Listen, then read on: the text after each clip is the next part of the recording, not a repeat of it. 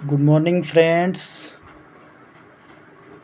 आज हम पढ़ेंगे चैप्टर 5 ग्लोबल वार्मिंग, वैश्विक तापमान कैसे बढ़ रहा है।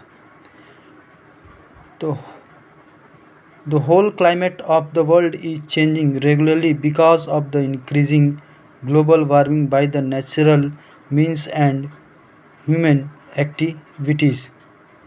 लगातार पूरे विश्व का तापमान में बढ़ोतरी ग्लोबल वार्मिंग और प्राकृतिक और मनुष्यों के गतिविधियों द्वारा हो रहा है। The main cause of the global warming is the collection of green houses gas in the earth atmosphere. जो मुख्य कारण है ग्लोबल वार्मिंग का वो है ग्रीन हाउस गैसेस। अब बच्चों चलते हैं true and false statement.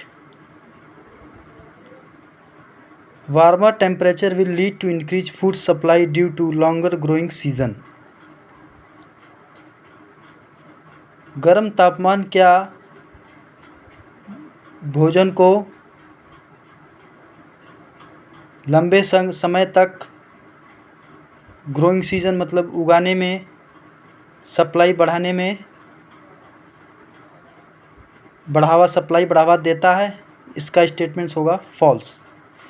Climate change is expected to be responsible for the extinction of 30% of current animal species. Climate change क्या विलुप्त प्रजाति जो कि जानवरों की जो विलुप्त प्रजाति 30% प्रभाव डालता है? इसका आंसर है ट्रू, क्योंकि जलवायु परिवर्तन के कारण बहुत से जानवर विलुप्त हो रहे हैं। इसका आंसर ट्रू होगा। Forest will not be affected by climate change because trees are very hardly species.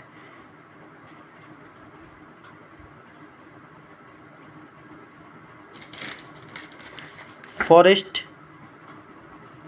Will not be affected. जंगल क्या प्रभाव, जो जंगल का प्रभाव है जलवायु पे, जो हमारे जंगल में जो हार्ड स्पेसीज मतलब जो एक कठिन प्रजाति की जो ट्रीज पाई जाती हैं, स्पेसीज पाई जाती हैं, उसके कारण क्या क्लाइमेट चेंज पे परिवर्तन नहीं होता है? इसका आंसर है फॉल्स, क्योंकि कोई भी हार्ड स्पेसीज ट्रीज के कारण जो है क्लाइमेट चेंज पे प्रभाव नहीं पड़ता है। इसका आंसर है false. Warmer temperature are causing arctic sea ice to melt which is increasing sea levels.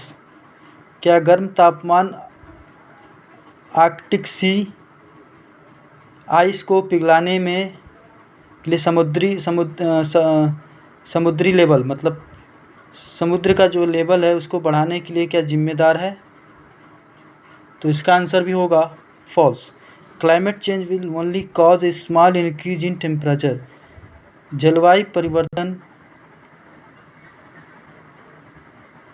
तापमान बढ़ाने एक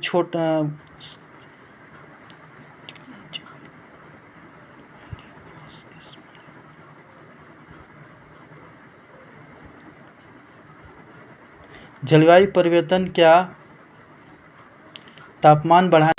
थोड़े से तापमान बढ़ाने का कारण है? तो इसका आंसर होगा फॉल्स। करेंगे tick the correct option. Global warming can cause of the following changes. Global warming के कारण क्या क्या परिवर्तन के क्या क्या कारण है? इसका एयर पोल्यूशन भी है, मतलब वायु में प्रदूषण ये भी है, ग्लोबल वार्मिंग के कारण ये भी होता है। हेल्थ रिलेटेड इलनेस, स्वास्थ्य संबंधी जो हैं बीमारियां ये भी होती हैं। ड्रॉट एंड फ्लड्स, सूखा और बाढ़, इससे ग्लोबल वार्मिंग से भी ये भी कारण है।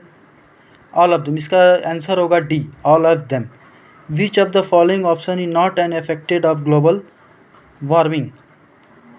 तो इसका आंसर होगा decreasing in rain and snow across the globe, मतलब बरसात का कम होना और स्नोफॉल अक्रॉस द ग्लोब, मतलब पूरे विश्व में बर्फ गिरना।